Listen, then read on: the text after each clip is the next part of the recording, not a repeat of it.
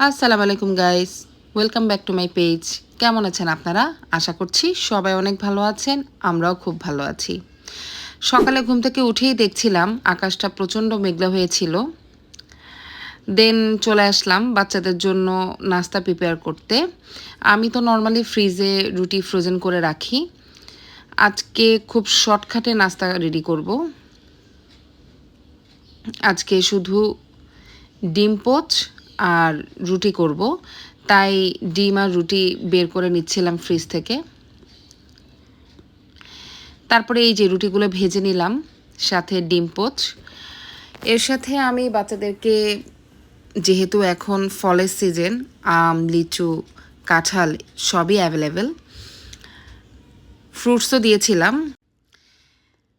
দেন আমাদের নাস্তাটা প্রিপেয়ার করার পরে বাচ্চাদের সাথে আমরাও একসাথে বসে নাস্তাটা কমপ্লিট করে নিয়েছিলাম।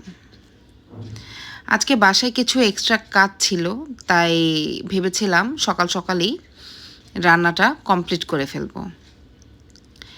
তাই বসিয়ে দিয়েছিলাম সাদা ভাত, সাথে আরও রান্না করেছিলাম চিকেন দিয়ে আলু দিয়ে একটি ঝোল তরকারি। এই যে আমার চিকেন রান্নাটা কমপ্লিট হয়ে গিয়েছে। সাথে আরও করেছিলাম ইলিশ মাছ দিয়ে পটল দিয়ে ঝোল। এই পটল দিয়ে ইলিশ মাছ কিন্তু আমার খুব ভালো লাগে।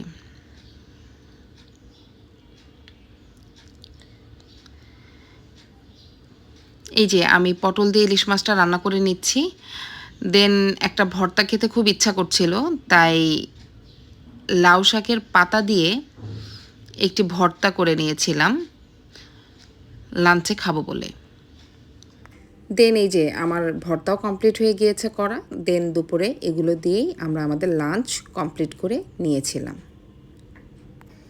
বেডরুমে আমার একটা এসি আছে, তাই ড্রয়িং রুমের জন্য একটা নিয়েছিলাম। প্রচণ্ড গরম পড়েছে, বাচ্চাদের খুব কষ্ট হয়ে যাচ্ছিল, তাই হুট করেই নেওয়া ড্রয়িং রুমের জন্য এসি। সেই এসি লাগানোর জন্যই লোক এসেছিল, এবং একটা এসি লাগাতে কী পরিমাণে ঝামেলা করতে হয় সেটা তো মোটামুটি আপনারা সবাই জানেন। সারাদিন একটা ধকল গেল। এরপরে সন্ধ্যায় বাচ্চাদের জন্য নাস্তার জন্য চিকেন ফ্রাই করে নিলাম। বাচ্চারা নাস্তায় মোটামুটি এই খাবারটা পেলে ওরা খুব বেশি খুশি হয়ে যায়। দেন আমি আর আমার হাজব্যান্ড বাইরে বেরিয়ে পড়েছিলাম একটু হাঁটার উদ্দেশ্যে। বাইরে বেরিয়ে খুব ইচ্ছা করছিল চটপটি খাবো, তাই দুজনে ঝাল ঝাল চটপটি খেয়ে নিয়েছিলাম। খুবই টেস্টি ছিল। আজকে ছোট্ট একটি ব্লগ শেয়ার করলাম। যদি ভালো লাগে আমাকে সাপোর্ট করবেন, আমার পাশে থাকবেন। আল্লাহ হাফেজ।